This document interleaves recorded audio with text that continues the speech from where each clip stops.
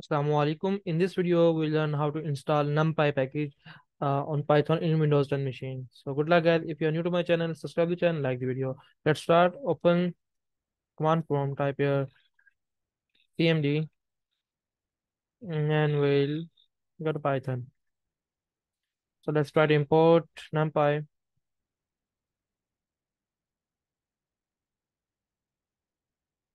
So it says no module name Numpy. So I'll exit that and let's try to install Numpy. Pip install Numpy. Press enter. So it's take a little time according to internet speed.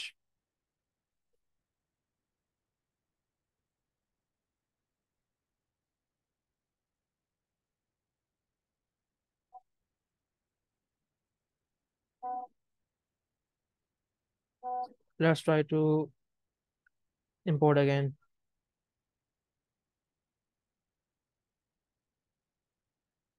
So you can see we have successfully downloaded installed NumPy and it's imported in Python. So good luck, guys. If you have any curious question, feel free to comment below. Subscribe to the channel, like the video.